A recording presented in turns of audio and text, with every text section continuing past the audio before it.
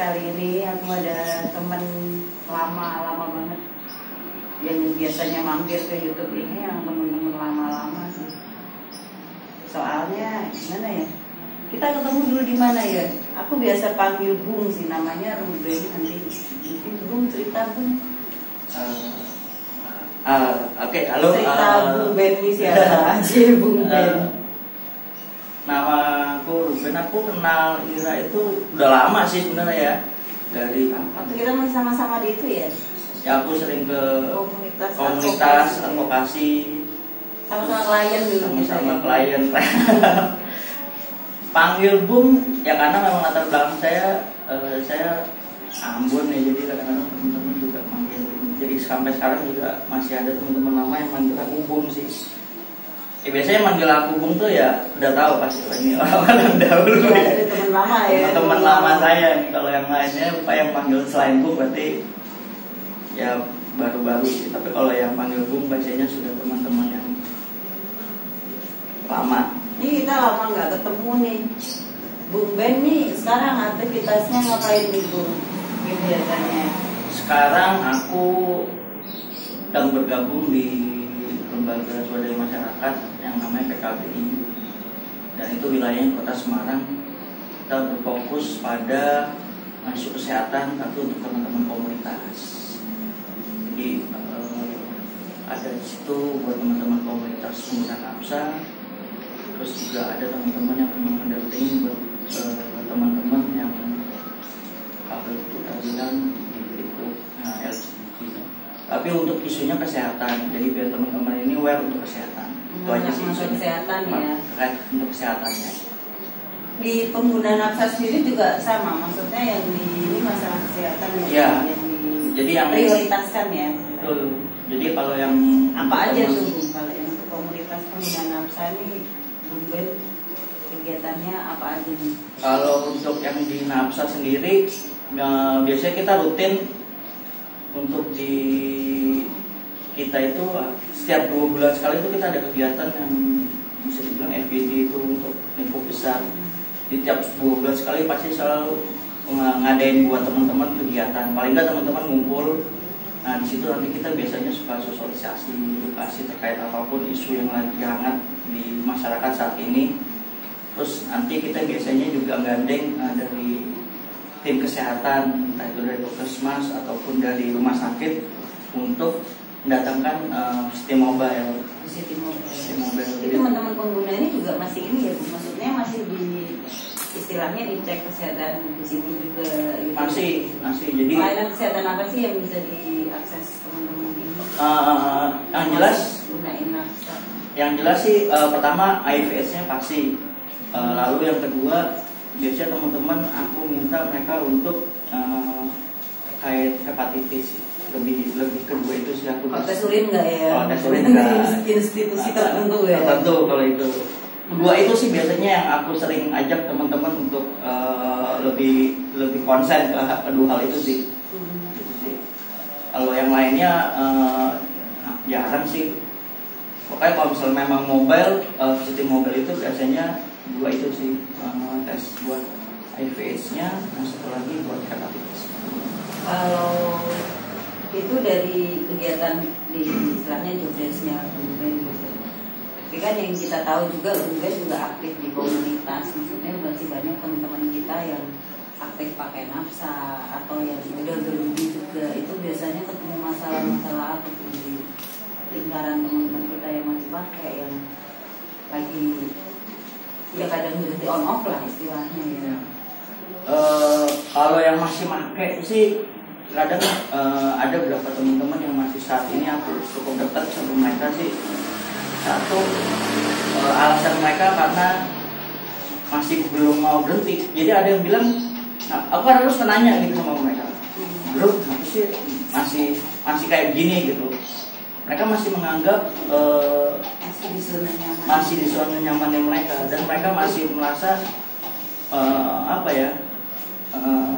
belum ada support ke mereka bahwa yuk berhenti yuk. Ini mereka masih menganggap itu belum ada di lingkungan mereka. Jadi mereka masih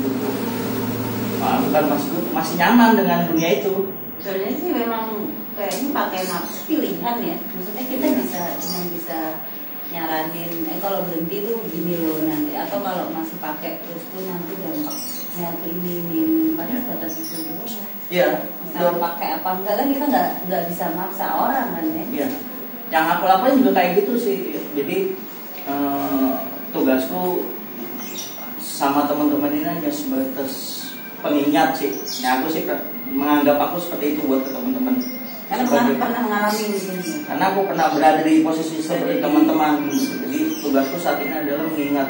Kalau untuk melarang teman-teman ini aku nggak punya kapasitas begitu. Gitu. Monggo silahkan, kalian masih mau mabuk silahkan. Gitu. Tapi tugasku adalah pengingat aja buat teman-teman, memberikan informasi yang memang harus aku berikan ke teman-teman. Cukup itu aja sih. Selebihnya monggo. Gitu. Misalnya teman-teman masih memilih untuk menggunakan yang seperti tadi kamu bilang, mau pakai atau enggak itu kan pilihan. Nah itu yang bisa menentukan sih.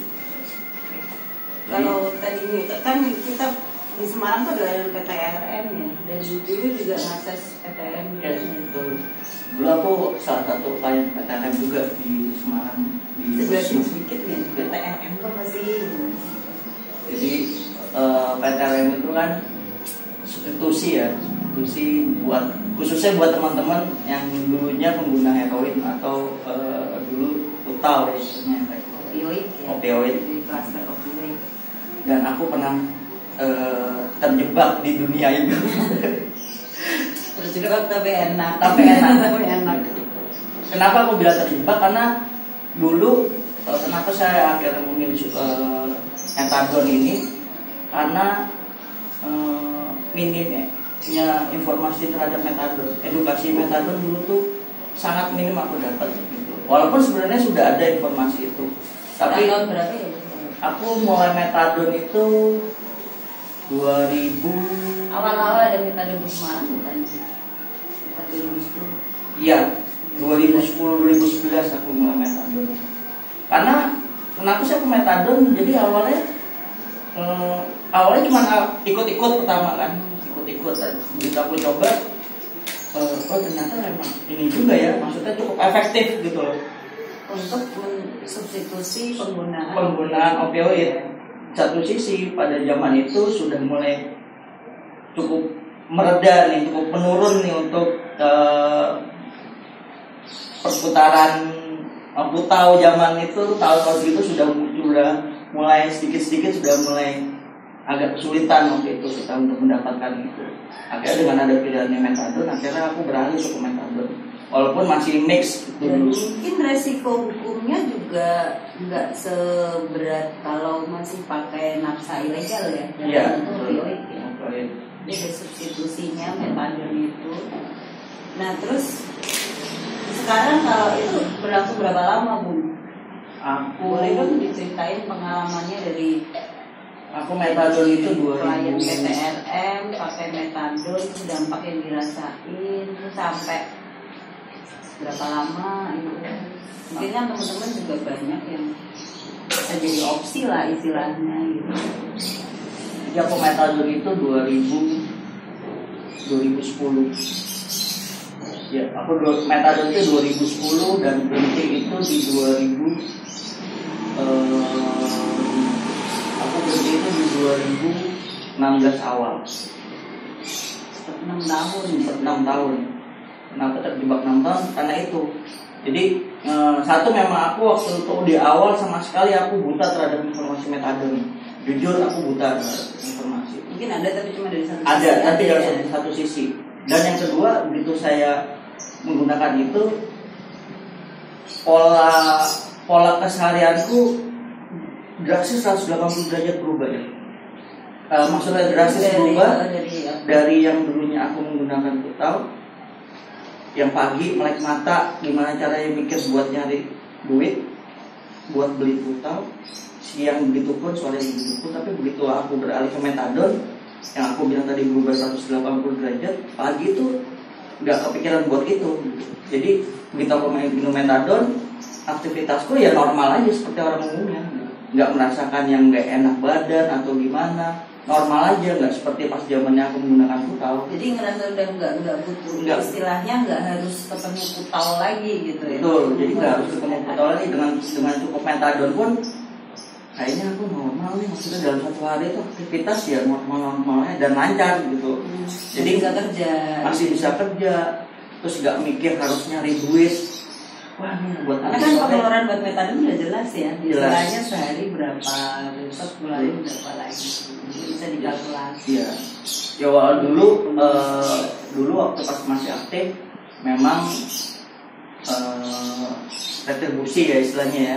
Itu di angka 10.000. Itu sesuai mainnya kali ya, apa namanya, retribusi rumah sakit itu. Ya, loket, istilahnya loket buat Itu pendaftaran. nggak di semua rumah sakit kan, Bu? Maksudnya Tidak. layanan Di layanan metadon PTN. itu kan Iya. beberapa cuma ada. Terus waktu itu maksudnya kenapa tuh sekarang udah nggak, berarti beli tahun 2016 ya di stok gitu. Gimana tuh prosesnya? Maksudnya kan banyak nih di teman-teman kita yang bilang kalau metadon pun nggak bisa berhenti.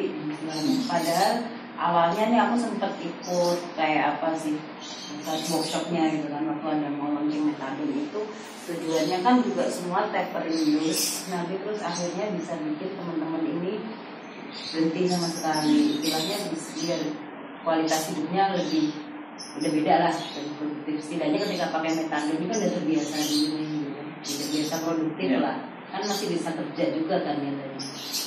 Itu gimana proses berhentinya? Kan otomatis nggak mungkin, misalnya kan banyak nih yang bilang oh kalau metadon selamanya nih metadon gitu. Itu tujuannya juga itu substitusi supaya lebih aman dari sisi hukum kan ya, karena itu memang legal gitu, legal dan secara kesehatan. Terus secara kesehatan sendiri gimana sih? Kalau untuk sisi kesehatan sih, kalau untuk sisi kesehatannya sih saya rasa juga cukup berpengaruh juga ya.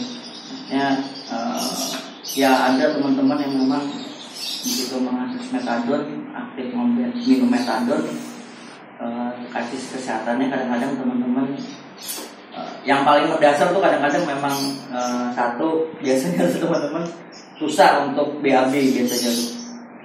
Terus yang jadi tetap kedua, ada dampak fisiknya, istilahnya ini ya. Iya. Biologisnya tuh masih ada. Gitu. Jadi kadang-kadang ada yang cerita bisa sampai 4 hari, 5 hari mereka belum BAB. Terus ini juga penting nih, karena aku juga ngalamin terkait persoalan produktivitas terhadap tingkat seksualitasnya. Itu cukup menurun drastis ketika menggunakan metadon. Jadi dibandingkan pakai putau ya? Betul, dibandingin pakai putau cukup tinggi kadar ininya, tapi begitu aku minum metadon kebalikannya.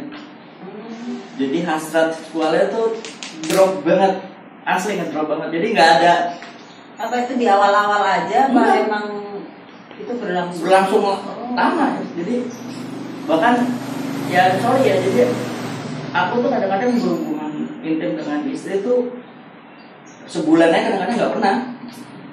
Mungkin kan ini informasi juga, maksudnya biasanya nih kadang yang udah punya pasangan gitu kan, jadi apa sih gitu, harus tahu juga kan maksudnya efeknya apa gitu kan, jadi ada dusta di antara kita gitu kan. Tapi balik lagi, jadi kan masing-masing efek ini kan pada setiap orang berbeda-beda ya. Ini yang aku alamin ya, jadi begitu aku alamin itu sih. Jadi kenapa kok aku rasanya kok begitu aku minum ini kok daya dorong seksualku kok nggak ada ya gitu. Bukan menurun ya, bahkan nggak ada loh ya. Kayak gitu ada konsultasinya juga nggak sih, misalnya sama dokternya ngasih metadon gitu, maksudnya saya kok ngerasain efek ini ya ketika menggunakan metadon. Itu sempat kepikiran buat konsul juga nggak sih? Atau memang itu dampak yang dirasain kita sendiri, atau memang itu memang dampak secara umum gitu? Nah itu efek samping secara umum gitu. Jadi aku pun juga nggak tahu ini jadi efek samping secara umum atau memang cuma aku pribadi juga nggak tahu sih ya sebenarnya.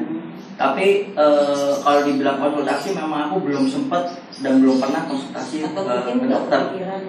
Tidak kepikiran untuk mengkonsultasi. Tapi kalau misal konsultasi yang lain terhadap penurunan dosis atau naik dosis, aku sering sih dulu konsultasi. Tapi kalau untuk yang itu aku belum pernah. Dan aku juga selama ini juga belum tahu apakah itu jadi umum sampai umum atau memang cuma aku aja gitu. Tapi aku alamin itu, ya itu sih salah satunya kok daya ini kok menurun drastis banget gitu. Jadi hampir nggak ada, rasa nafsu tuh nggak ada. Tapi efeknya akhirnya begitu memang. Ini aku bener-bener kemarin itu aku coba telah lagi ya. Jadi begitu akhirnya aku mutus itu, ternyata daya seksualku adalah meningkat gitu, maksudnya naik lagi tadi. Ternyata begitu aku tadi telah gitu, ternyata benar ya. Waktu pas zaman metadon itu efek samping itu salah satunya itu ya. Itu sih begitu stop mulai tuh ada ini lagi gitu. Itu waktu stop gitu tapering dose juga, penurunan dosis gitu apa langsung? Aku tapering dosis juga. Jadi aku metadon itu paling tinggi pernah di dosis 150 mili. Dan itu 150 mili aku pernah bertahan tuh 3 tahun. Jadi 3 tahun 150 mili yang mungkin banyak juga ya teman-teman. Banyak teman-teman yang bahkan bisa ada juga yang lebih banyak teman-teman. Kadang-kadang aku coba juga sharing ke teman-teman yang lain gitu, mereka juga ada yang cerita bahkan ada yang 200 sampai 300 mili. Ya sedangkan aku sendiri yang 150 aja tuh efeknya dahsyat. Jadi begitu minum itu tepar, sedangkan tepar aku bisa merasakan pas zamannya aku pada waktu tahu. Itu padahal nggak di mix ya, nggak di mix, pure dengan mengkonsumsi metadon. Betul. Jadi aku selama metadon itu cuma 1 tahun pertama aku nge-mix. Maksudnya aku masih on off ya. Jadi metadon ya karena dulu kesediaan putaunya juga masih ada, masih aku mix putau. Aku mix lagi dengan benzo antidepresan. Tetapi begitu setahun lewat, aku mulai fokus di metadon, pure metadon. Akhirnya dari 150 itu aku mulai tapering pelan-pelan turun dulu 5 sampai di dosis 25. Dari 150 aku turun ke 25. Berapa lama jangka waktunya? Jadi aku bikin catatan itu sendiri, hitung-hitungan aku sendiri. Jadi ini balik lagi kemampuan fisiknya masing-masing ya. Kalau dulu aku merasa aku mampu nih. Jadi 1 bulan itu per 2 minggu sekali aku bisa turun dosis. Itu kalau mau turun dosis itu tuh sebenarnya dari kita yang minta, dari penggunanya yang minta, atau memang ditentuin dari dokter? Sebenarnya secara SOP itu ada. Jadi kalau untuk tapering dosis itu teman-teman metadon itu ada sebenarnya per 3 bulan. Ya. Kan tadi kayak Bung Ben cerita, begitu aku ngerasain kayak gini, aku ini udah harus turun nih, gitu. Jadi kayak gitu. Jadi kalau dari pengguna juga kita nggak konsultan dokternya kan juga nggak tahu ya, maksudnya istilahnya dokternya juga nggak bisa ditanya kapan mereka siap untuk turun nih. Padahal secara SOP-nya ada karena itu maksimal itu 3 bulan. 3 bulan itu teman-teman boleh turun dosis 3 bulan. Per 3 bulan. Per 3 bulan boleh. Pakai ya. 3 bulan pakai. Mungkin kalau yang sekarang mungkin ada perubahan lagi, mungkin kalau ini salah dikoreksi ya. Cuman waktu itu nggak apa-apa, kita bukan ahli. Masing-masing itu jadi dari dokter itu ngasih kita kalau mau turun 3 bulan sekali.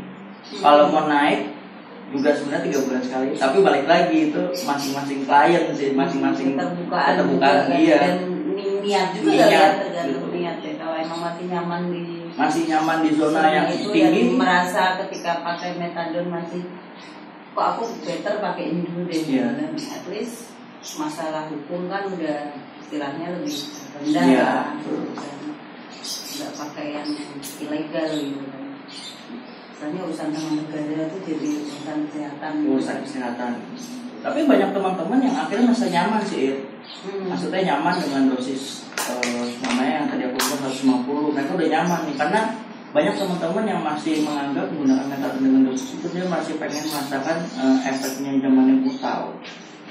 Jadi masih dapat nge-fly-nya, masih istilahnya masih dapat pegawainya. Mereka masih pengen merasakan itu, makanya mereka ngejar dosis tinggi gitu. Padahal begitu dosis tinggi mereka sudah merasa nyaman, begitu minta turunnya kan kesulitan gitu. Sulit juga untuk turun gitu. Ada efek putusannya juga nggak sih Bu kalau di Pasti ada. Karena yang tadi disampaikan gitu kan banyak yang cerita bahannya opioid juga. Opioid. Jadi aku juga banyak sharing juga sama teman-teman yang memang ternyata dia juga sempat juga dengan metadon gitu. Aku banyak sharing dengan mereka gitu. Dibilang efek sampingnya ada dan sangat kuat banget efek sampingnya. Kalau aku bilang efek sampingnya pada saat menggunakan Putau dengan metadon, aku lagi ini pribadi aku lebih kuat metadon ketimbang Putau. Secara grafik tuh kalau Putau ini dia jeglek dulu ke bawah, berapa hari kemudian dia naik nih grafiknya. Kalau metadon enggak ya, dia rata dulu, tes, ntar ada lagi nih naik dikit, ngedrop lagi. Jadi grafiknya bisa naik turun gitu ya. Nah di posisi aku di kasus aku gitu, jadi dalam 1 tahun nih aku udah bikin hitung-hitungan ya. Jadi kenapa tadi aku bilang per 1 bulan itu aku minta 2 kali turun dosis. Karena aku ngejar sampai dengan sebisa mungkin paling nggak Oktober November aku stop nih. Maksudnya bisa mutus untuk stop. Jadi aku ngomong sama dokter ibu. Emang ada target buat berhenti ya? Jadi aku memang bikin target. Karena capek juga ya. Aku merasa waktu itu aku capek, istilahnya udah mentok banget nih. Gila, gini terus nih, minum setiap hari. Walaupun secara produktivitas bagus ya, bagus gitu, nggak sama sekali mengganggu gitu. Tapi capek dengan rutinitas itunya. Capek sendiri gitu. Minum, ya, rutinitas lama-lama capek juga ya. Minum, terus apalagi kadang-kadang terbentuk yang semuanya aku ada pekerjaan yang memang ditugaskan keluar kota. Pas zaman-zaman itu tuh masih kesulitan ya untuk akses di kota ya, tujuan yang kita mau tuju kadang-kadang kerepotan. Kadang-kadang yang kota tuju itu juga nggak ada akses ke TLN zaman itu gitu kan. Jadi kerepotan juga. Jadi aku mikir sampai ke situ gitu. Akhirnya udah aku bikin nih 1 bulan tuh bisa bikin 2 kali deh tuh dosis per 2 minggu, minggu kedua 2 minggu, minggu keempat. Dan akhirnya bisa pelan-pelan turun dosis 5. Nanti kalau misalnya kadang-kadang nggak enak badannya cuma turun 2,5. Jadi nggak. Tapi tetap diturun. Tapi tetap tak turunin. Kadang-kadang kan ada teman, kok turunin rasanya gak enak ya Ben. Memang gak enak gitu. Jadi tapi begitu aku lihat lagi ini kayak cuma terbawa sugesti doang gitu. Begitu aku alihkan dengan kegiatan, hilang sendiri nih sugestinya nih, rasa gak enak gitu hilang tuh. Tapi kalau misalnya memang lagi tiba-tiba sampai rumah bengong gitu, mulai gak enak lagi ya gitu. Nah itu sugestinya kencang gitu. Tapi akhirnya aku mutusin kayak gitu sih, mutusin turun sampai akhirnya di September itu di 25 itu aku awalnya itu 25 itu minta turunin lagi sampai paling nggak 10 atau 15 baru stop. Tapi aku bilang nih berapa bulan lagi ya aku bilang gitu, karena aku bilang paling nggak Desember nih aku bilang. Akhirnya itu juga bimbang nih sekali lagi yang teman-teman yang di metadon, teman-teman yang di Poncol saat ini juga sebenarnya mereka sendiri sebenarnya pengen berhenti sih, teman-teman ini pengen berhenti. Mungkin yang sudah capek banyak. Cuman kenapa sih mereka belum berhenti? Aku pun juga dulu kenapa mikirnya pengen masih takut untuk berhenti. Jadi ada rasa ketakutan dengan kondisi yang akan mereka terima ya, belum siap. Ya sama sih kayak istilahnya kalau orang pakai drugs apapun ya, kan ketika kita udah capek pengen bayangin berhenti ya, itu cuma dibayangin aja karena ketika bayangin, aduh ntar gimana ya. Sama kan kalau kita mungkin orang yang nggak ngerasain drugs gitu di kondisi nyaman tertentu, ketika itu kita ngebayangin jadi stop ganti haluan apa itu kan pasti ketakutannya luar biasa. Dan itu yang aku alami.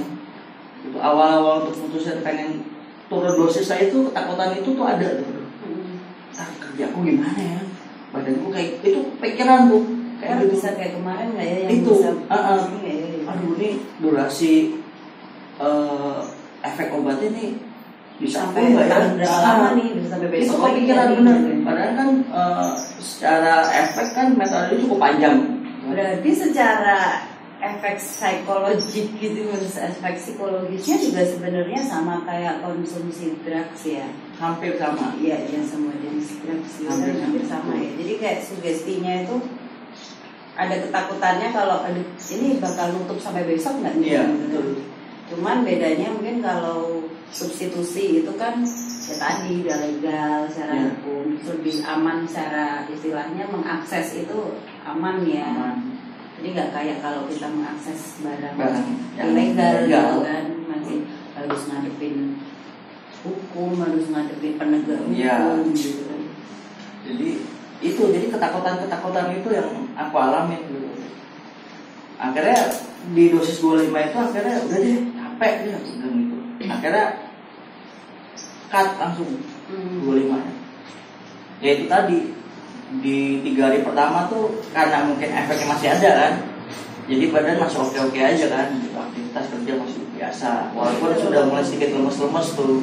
Jadi kalau dibilang capek rutinitas ya iya juga sih. Aku tahu tuh tren-trennya tuh tahun berapa seumuran kita, itu kan 90-an ya, 90-an pakai butau, ada metadon tahun 2010 itu di Jawa Tengah ya. Di Jakarta mungkin lebih duluan, dan itu kalau yang sampai sekarang nih masih pakai substitusi gila berapa tahun kan, berarti hampir 10 tahun juga. 10 tahun 2010, 2020, 10 tahun dengan rutinitas ya namanya capek pasti kan pengen keluar dari rutinitas itu. Gimana nih, apalagi belum kalau ya tadi di keluar kota segala macam. Cukup lama nggak, makanya berhenti dari metadon itu sendiri juga pilihan juga kan? Pilihan. Jadi pilihan untuk menerima satu sakit badan, tetap lah ya, istilahnya putus zat semua apa yang kita sukai itu sakit ya, pasti sakit. Dan itu yang kadang-kadang masih belum berani kita hadapin. Dan itu kasus sama aku dulu gitu, masih wah kasih kacau nih sakonya sakit nih, apalagi ditambah informasi yang dari orang-orang sakitnya metadon lebih kayak gini loh, kayak gitu semakin bikin aku ketakutan gitu. Ini putus sakit nih, ciper mau berhenti. Terus udah gitu yang kedua, kenapa kira dulu aku belum sempat mutusin sebelum tahun 2016 itu tadi, selain ketakutan yang kedua masih kerja nih, terus keluarga gimana nih, jadi mikir banyak hal yang terhadapkan kayak gitu ya gitu. Terus akhirnya ini better sih ya, ketika pakai putawiran kan nggak sempat mikirin kayak gitu kali ya. Benar. Jadi ketika ada rutinitas baru itu jadi sempat mikir kerjaan nanti gimana kalau nggak nutup dosisnya ya udah sampai kayak gitu. Makanya terus akhirnya di 25 dosis itu akhirnya aku udah deh putus deh, jadi terima deh konsekuensinya apapun gitu, sakit deh. Walaupun akhirnya aku juga nggak sempat ngomong ke istriku gitu. Walaupun istriku sebenarnya tahu gitu kan. Terus akhirnya berjalan, tahu juga akhirnya mau nggak mau, yang padahal sebelumnya mereka nggak tahu gitu loh. Walaupun istriku tahu gitu aku metadon gitu, tapi keluarga orang rumah nggak ada yang tahu nih. Begitu mutus metadon itu, hari kedua ketiga masih oke lah badan gitu. Hari keempat kelima udah makin lemas, makin gak enak kan. Berjalan kelima tuh udah mulai badan tuh udah lemas, makan udah mulai nggak semangat kan. Bertahan nih sampai hari ke-7 tuh makin ngedrop ya badan, makin udah nggak ada tenaga, makan udah nggak mau, minum keluar lagi, bawaannya sensi, marah-marah, marah-marah. Jadi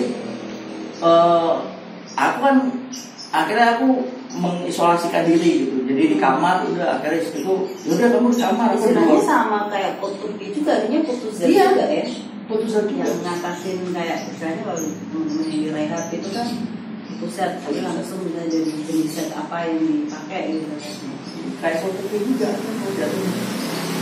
Tapi akhirnya begitu di hari ke-10, hari ke-9 memang kondisi badan udah nggak memungkinkan ya. Jadi muntah itu dibikinin istriku model makanan yang bubur segala macam itu nggak masuk. Akhirnya karena sering muntah, mungkin kehabisan cairan ya. Akhirnya udah nggak ada tenaganya ya. Jadi akhirnya istriku mutusin bawa ke rumah sakit. Dibawa aku ke rumah sakit, udah tuh dapet infus dan segala macamnya, bla bla bla. Dan untungnya ini waktu ini dokter yang nanganin aku di rumah sakit itu, dia melihat aku tuh bukan sakit karena apa-apa, tapi memang ada sesuatu. Dia sebenarnya dia belum tahu belum ya, ini ya. Begitu dia ngeliat saya belum sampai situ. Begitu 2 hari aku di situ, dia mulai melihat dan dia nanya, Mas, awal kamu sakit apa, dia nanya. Akhirnya karena aku udah di kondisi kayak gitu, ya udah deh, ceritain aja deh semuanya deh, udah deh. Syukur-syukur lo mau bantuin gue. Ceritain. Oh, dokter juga bukan polisi. Iya. Ya. Dia benernya di depan polisi. Akhirnya aku ceritain sama si dokter itu, dan dokter itu cukup welcome dengan cerita aku. Terus dia bilang, ya udah Mas, ini aku bantu. Jadi setiap jam 9 malam aku selalu sama dia suntikin obat tidur. Jadi dia cuma bilang, Mas, aku cuma bisa kasih ini, yang penting kamu bisa ngelawatin ini, bisa bantu recovery kamu juga. Jadi sama dia setiap jam 9 malam susahnya itu masuk nembakin suntikan itu kayak infus obat dia itu suntik itu. 5 menit kemudian tes tidur, bangun pagi itu walaupun masih sakit, iya sakit, ya udah tapi iya makan udah mulai bisa gitu. Akhirnya sama dokternya di setiap hari kasih itu, hari ke-7 akhirnya boleh pulang sama dokternya. Ya udah nih, kalau misalnya memang itu tidur dan segala macam, biasalah tetap aku diberikan obat tidur dan segala macamnya. Yang penting kamu bisa recovery, bisa tidur. Karena kalau kamu nggak tidur juga akan lama kamu. Sebenarnya kayak obat tidur gitu kan kalau emang beresep dibutuhkan dan digunakan sesuai kan sebenarnya ini tidak ya, masalah juga. Tidak masalah juga. Masalahnya begini, tapi ketika kamu berhentinya obat tidur itu juga. Iya, akhirnya diberikan obat tidur sama dokter itu, aku juga diberikan obat penenang sama dokter itu, dan dokter itu juga memberikan aku cukup obat 2 minggu. Jadi nggak dikasih 1 bulan. Jadi Mas, ini saya kasih resep obat kamu tebus tapi cuma buat 2 minggu ya. Nanti kalau misalnya kamu masih kurang enak, kurang nyaman, kamu boleh kesini lagi, saya resepkan. Tapi kalau kamu merasa sudah nyaman, stop. Jadi 2 minggu aku diresepin, 2 minggu aku minum obat itu. Begitu aku mau datang lagi, kayaknya udah. Karena di zaman itu belum, istilahnya belum terlalu populer dokter-dokter yang terus menangani nafas untuk kebutuhan seperti itu ya. Sama kan sebenarnya kayak treatment medis untuk pengguna amfetamin. Jadi kan itu diresepin obat tidur dalam jangka waktu tertentu gitu kan. Soalnya kan sama aja tuh kalau pengguna amfetamin itu sabu. Biasanya kalau memang niat memutus itu bisa melek gitu kan, dan bisa tidur gitu istilahnya. Akhirnya 2 minggu itu begitu obat itu selesai, akhirnya udah deh, aku juga memutusin udah deh, stop juga deh obat. Udah, terus akhirnya aku nggak datang lagi ke dokter itu. Dan emang akhirnya bisa pulih. Terus walaupun dalam prosesnya 1 bulanan lah ya, maksudnya untuk kembali badan jadi adaptasi badan dan segala macam. Pola tadinya begini berubah pola itu kan pasti ada adaptasi. 1 bulanan itu pun juga masih kurang nyaman gitu, tapi akhirnya ya balik lagi tak alihkan ke aktivitas segala macam kayak gitu. Akhirnya ya itu balik mulai normal. Tapi waktuku off kerja tuh 2 minggu panjang ya. Karena recovery 2 minggu. Dan kadang orang perusahaan nggak mau tahu ya. Cuman taunya apa? Cuman taunya aku tipes. Ya bagus lah, maksudnya masih dapat izin gitu. Masih coba ngomong ini recovery meskipun tujuannya bersih. Jadi kan biar pulih, biar recovery gitu. Tapi yang perusahaan nggak mau tahu. Tipes, aduh. Jadi berbohong kan.